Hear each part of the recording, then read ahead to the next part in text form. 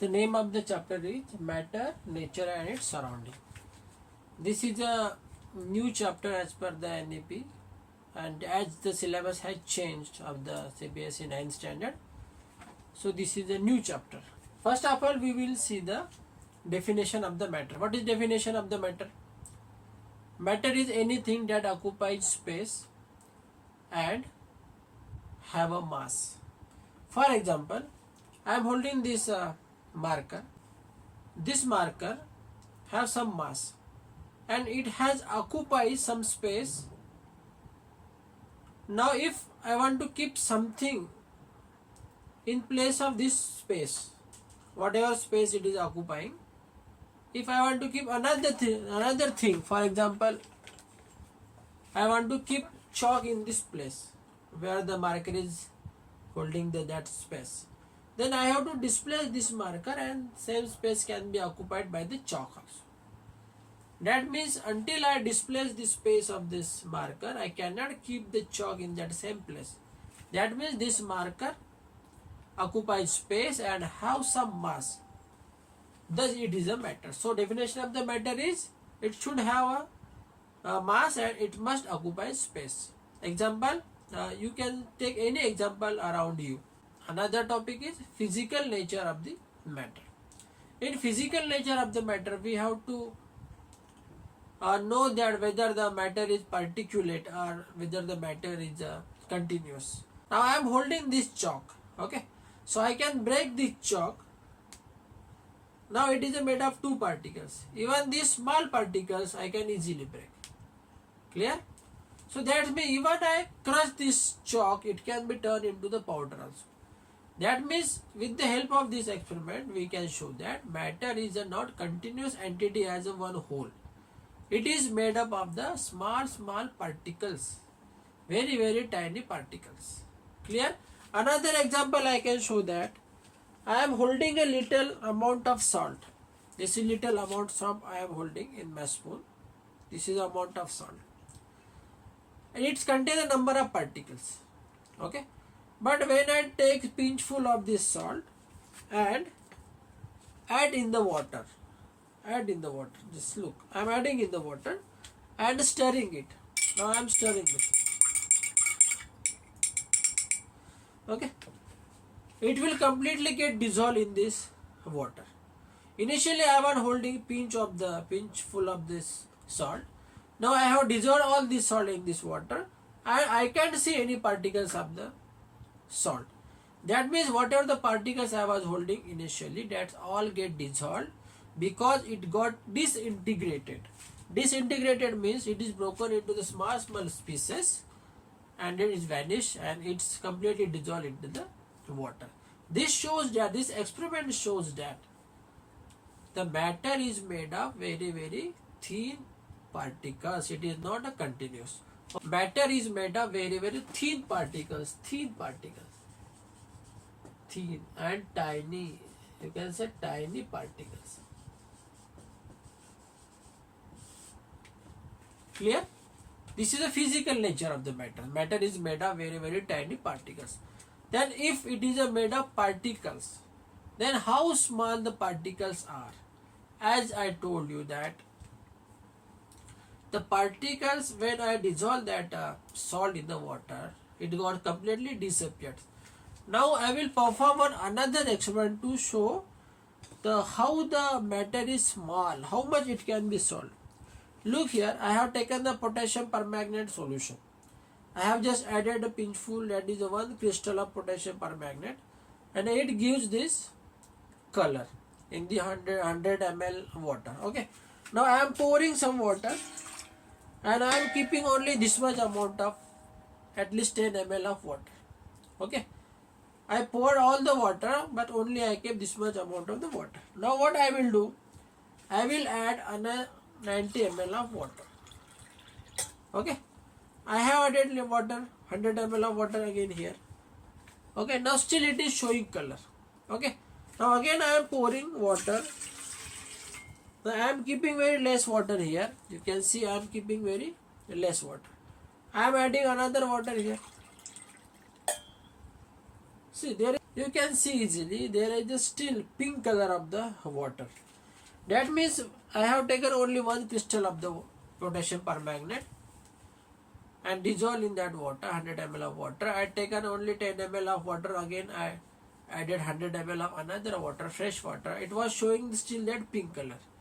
That means just a small crystal, small crystal of the potassium permanganate can give color to the large amount of water.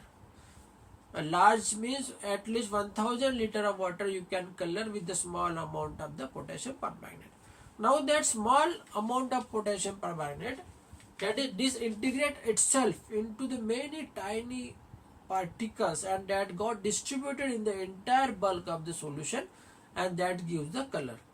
This means that the particles of the potassium permanganate was very tiny and it occupies the whole tank, you can say 1000 liter of the water. So from this experiment you can conclude that the particles are tiny and characteristics of the particles of the matter. Characteristics. So there are three characteristics of the particles of the matter. First characteristic is that they have space in between them. First characteristic, they have space in between them. Okay. Another characteristic is that the matters of the particles of the matter attracts each other. This is another characteristics.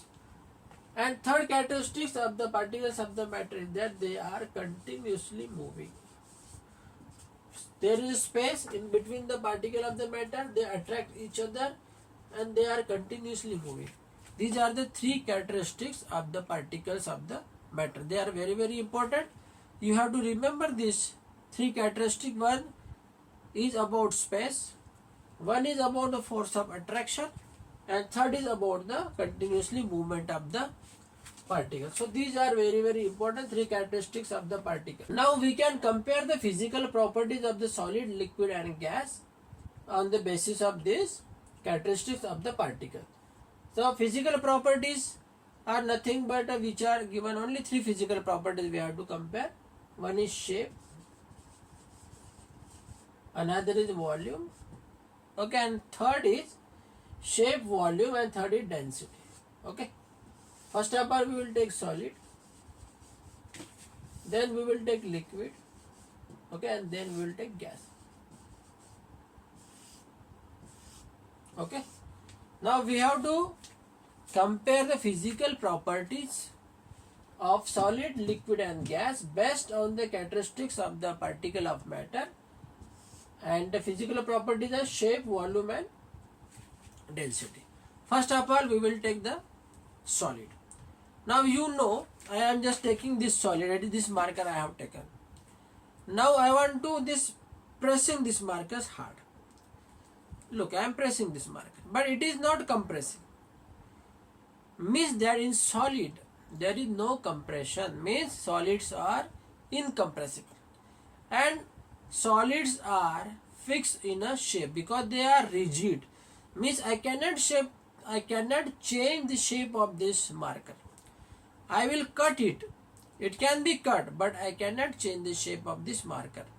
Why? Because they are rigid. So solids are incompressible and they are rigid, and because of that the shape of the solid is fixed. The volume is also fixed. Because of rigidity and incompressibility, the shape and volume of the solid are fixed. Clear? And on the basis of the characteristics of the particle, we can say that the force of attraction between the solid particles are very strong.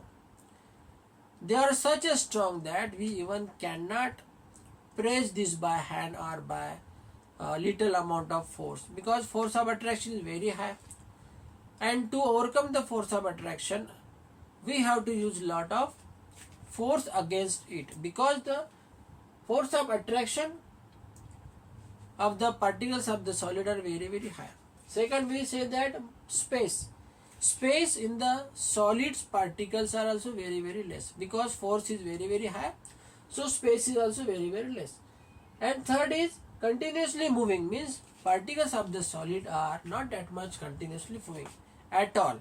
At all means they are not moving from one place to another place because they are fixed. They are having strong force of attraction. They have very minimum space to move around it. Because of these characteristics, the particles of solid cannot move from one place to another place. This can only vibrate at its mean position. It will just vibrate but not move from one place to another place. So you have to remember this. Or because of that space is very very less, force of attraction is very very high, so density is high. In general, solid density is high compared to the gas and liquid. So we have defined the physical property of solid based on these characteristics of the particle. Now we come to the liquid. Try to compress the liquid. You cannot compress the liquid. This one thing means liquid are incompressible. And liquid can change its shape because whatever container we are taking, the liquid can take the shape of that container. That means liquids are not rigid. They are fluid in nature. So shape is not fixed. Shape is not fixed of liquid. Not fixed. Okay. Shape is not fixed because they are not rigid like a solid. They can easily flow from one container to another container or whatever container you will take. It will take shape of that. So shape is not fixed. Now regarding volume, whatever volume of the liquid you will take, even if you pour that liquid into another container, the volume will remain constant. Why the volume will remain constant? Because they are incompressible. Just like a solid, liquids are incompressible. We cannot apply that much energy to compress the liquid because when particles are coming near to each other, there is a force of repulsion also, and that is very very high. So liquids are incompressible. That's why the volume of that liquid is not changing. The volume is remain constant. Volume is fixed. Okay. Now regarding density. Now on the basis of this characteristic of the particle, the space in between the particles of the liquid is not that much closed as compared to the solid. There is a little gap. That means space is more in liquid. In liquid, the force of attraction is also moderate, and there is a lot of space around the particles of the liquid. So liquid particles can easily move freely from one place to another place. Say check in your liquid, that is the water. You can easily, even while simply shaking also, it can easily move from one place to another place. Okay, so three characteristics are: space is moderate, force of attraction is moderate, and the space, because of space they are moving from one place to another place. So density must be moderate because of the space in between the particle. Now come to the gas. Say example of LPG, whatever cylinder is using in our kitchen, that is LPG, that is the liquefied petroleum gas. Means the huge amount of gas can be compressed into very very small volume. That means gases are compressible. They are easily compressed, so we can change their shape easily. That means the shape of the gas is not fixed. Not fixed. Volume of the gas, wherever you take the gas will occupy the volume. So it is also not fixed. And density of the gas is very very less because the space in between the particle is very very greater in amount. Force of attraction is very less, and because of that the particles of the gas are continuously moving. Even they have more kinetic energy than the water or solid particles. So density is low. Clear? On the basis of this characteristics of the particle, we can easily define the solid, liquid and gas. Another important term is diffusion.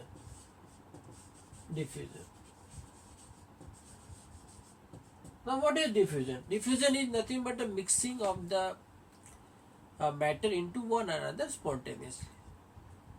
Suppose example of the gas. gas, one gas can easily mix into another gas. That means rate of diffusion of the gases are high compared to the liquid and solid. Okay. For example, the oxygen in atmosphere can be easily diffused into the water, and that oxygen is utilized by the aquatic animals. Clear?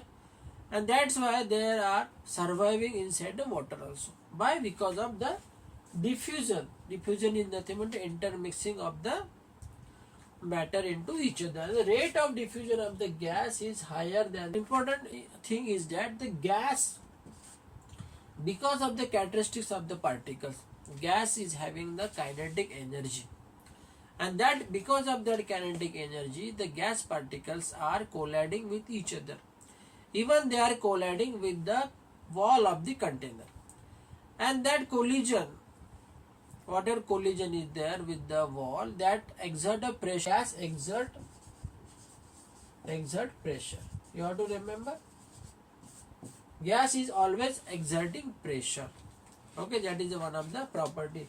Water is also exerting pressure, no problem, but pressure is more prominent in case of gas. Now I will just show how the particles are inside the solid, liquid and gas. Now in this box, I will draw the arrangement of the solid particles. Look here, solid particles are closely arranged. They are closely arranged. That means they have very less space in between the particles. They have very less space.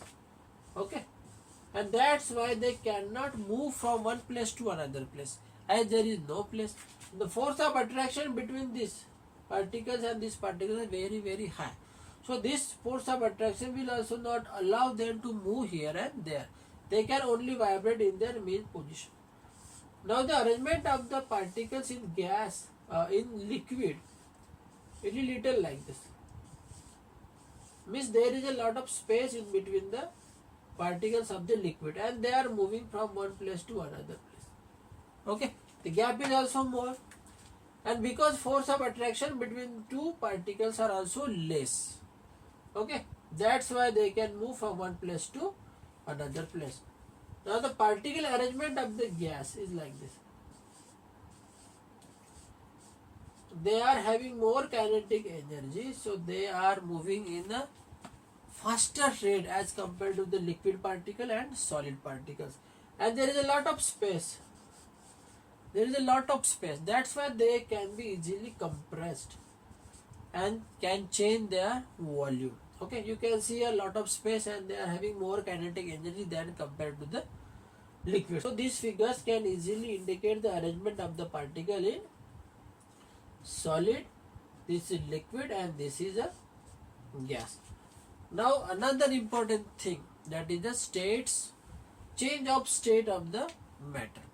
The general principle is that when solid is heated, it will turn to the liquid, and when liquid is heated, it will turn into the gas. This is the general principle. If we cool it will turn to liquid. Again, if we cool it will turn into the solid. This is the general principle.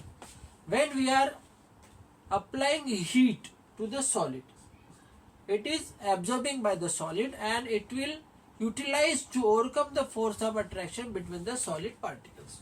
Okay, this will be the utilization of the heat in solid. But the point will come when that solid will start convert into the liquid, and that temperature or that point is called the melting point of that solid.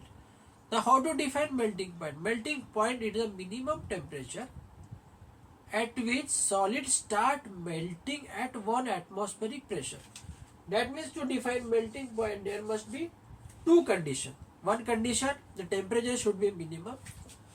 That means temperature is minimum, and it should be at a 1 atmospheric gas pressure.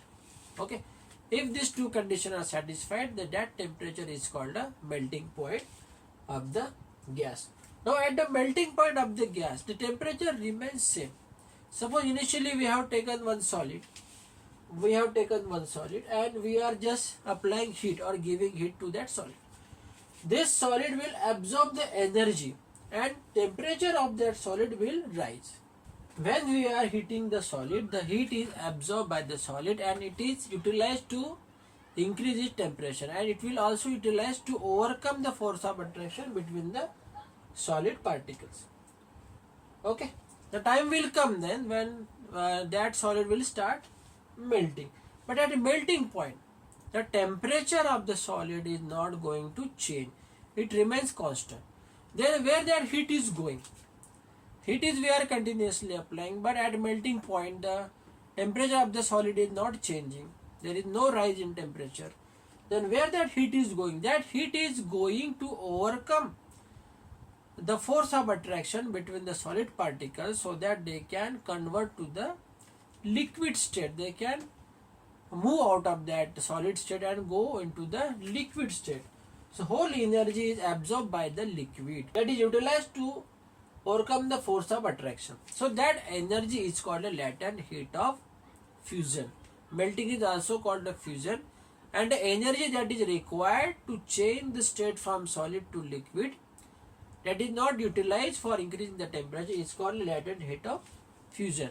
How to define the latent heat of fusion? It is the amount of heat energy that is utilized to change the solid state into the liquid state at its melting point at 1 atmosphere. That's why it is called latent heat of fusion, because it is a hidden heat and that is utilized to change the states of solid to liquid. Now melting point you have easily understood what is a melting point, and different solid have different melting point. They are not same. There is melting point of each solid is not same, and this indicates that this is a melting point is an indication of the strength of bond or strength of force of attraction between the two particles. If the particles having the high strength of attraction, then the melting point of the solid will be definitely high. So this is the indication of the melting point, is the indication of the state, or you can say the force of attraction in between the particles. Another term is a boiling point. The boiling point is the temperature at which the liquid start boiling at 1 atmospheric pressure. And at boiling point, the temperature of the liquid is not going to change. Whatever heat we are supplying, that heat is going to overcome the force of attraction between the liquid particles so that they can turn into the gaseous phase at 1 atmospheric pressure. Okay, that heat is called the latent heat of vaporization. So what is latent heat of vaporization? That is the amount of heat required to convert 1 kg of the liquid into the vapor state at its boiling point. In boiling point, when we are heating continuously the solution, the point will come when there is the starters of the bubble formation. At that temperature we can say that that is the boiling point of that liquid. For example, boiling point of water is 100 degrees Celsius. At 100 degrees Celsius, the vapor pressure of that liquid will equal to atmospheric pressure, and then water start to boil. So boiling point is the temperature at which liquid start boiling at its atmospheric pressure, and vapor pressure of that liquid will equal to the atmospheric pressure. So this is called the boiling point.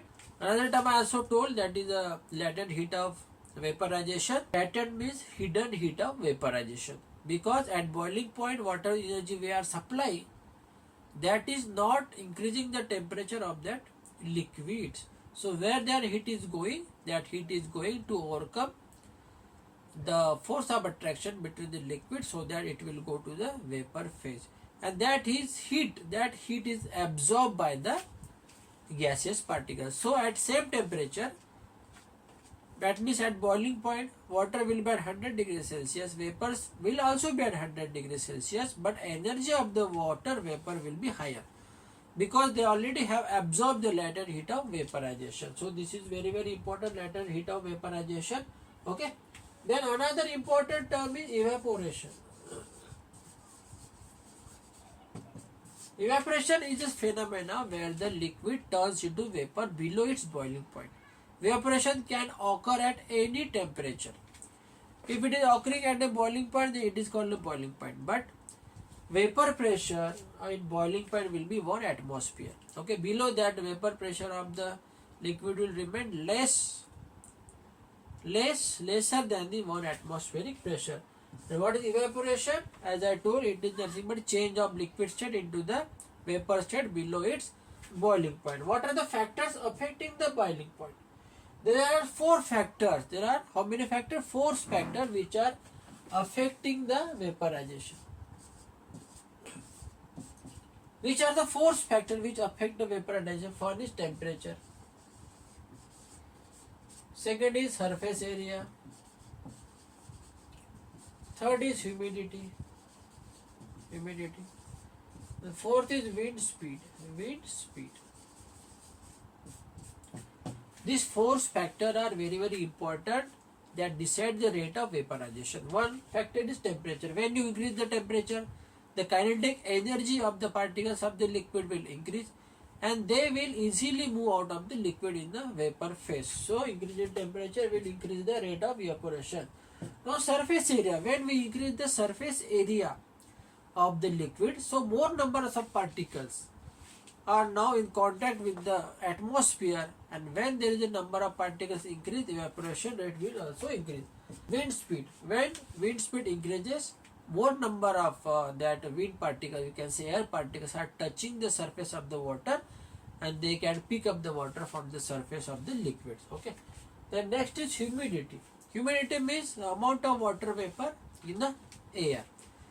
There must be less amount of water vapor than the saturated water vapor.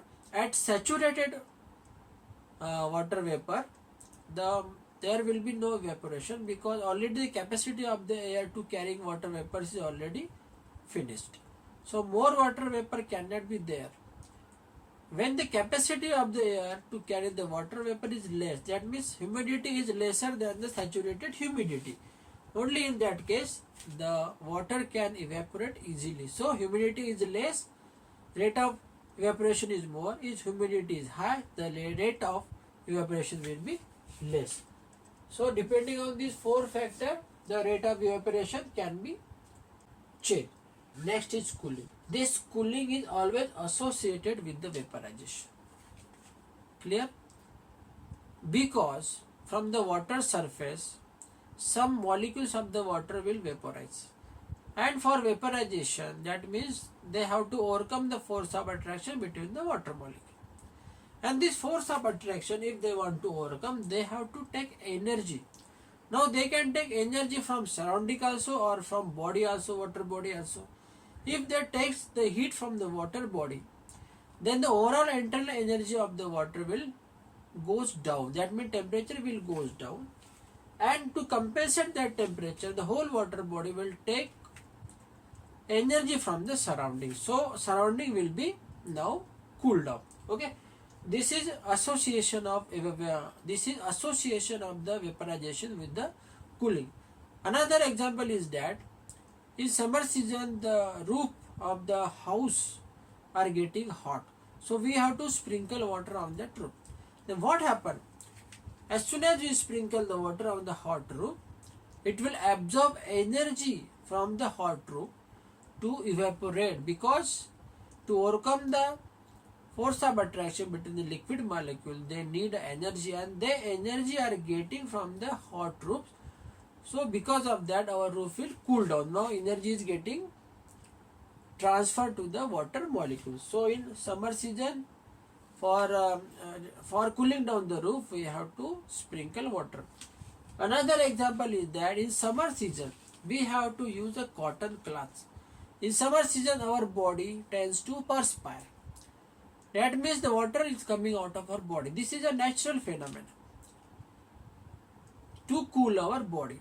When the water is coming out of our body, the water on our body takes energy from inside our body and then evaporates. Because of that, we are feeling cold. But when we are using a cotton cloth, you know cotton cloths can absorb water effectively. When it is absorbing water, it spreads on the cotton cloth. When it spread, it will take energy from our body or energy from it set the cotton cloth to evaporate. In either case, our body is going to cool down. Another important term is condensation. Condensation. Condensation is just opposite to evaporation. In condensation, the water vapors will turn into the liquid state. That means any gas, if it is condensed, then it will transform from gaseous state to the liquid state. Suppose in the container we have taken the ice cubes, what will happen on the surface of that container? Some water molecules in the atmosphere which are in the vapor state will condense because it will lose its energy and then it will transfer to the liquid state. Okay. Another important terminology is sublimation. Sublimation. What is sublimation? Sublimation is nothing but a phase transfer from solid state to the vapor state without changing into the liquid state. This process is called a sublimation process. For example, the naphthalene balls we are using in our cloths to repel the moths. Okay, they are directly sublimed into the vapor states. Clear? This process is called a sublimation process. Another important term is a freezing. At freezing, the liquid state will convert into the solid state at constant temperature. It is the temperature at which the liquid state will convert into the solid state at 1 atmospheric pressure. And at freezing point, temperature remains same. And at this point, there will be equilibrium between the liquid state and solid state. So this is the equilibrium condition where the liquid and solid remains in the equilibrium. If you want to differentiate between solid and gas on the basis of the characteristics of the particles of the matter, then how will you differentiate? It is very, very important. Suppose there is a difference came in an exam, differentiate between solid and liquid. Now you have to differentiate. Then you can differentiate with the help of this. You can say that the space in between the particles of the solid is very, very less. In liquid it is little higher in amount. You can say force of attraction between the particles of the solid is very, very high. In liquid it is moderate. You can say the solid particles are not moving from their place to another place, they are only vibrate. In liquid state you can write that particles can move from one state to another state. Okay. If you have any questions about this topic, or you want to solve any doubt about this topic, you can easily ask me in the comment box. You are always welcome. Okay. And friends, thank you for watching this whole video.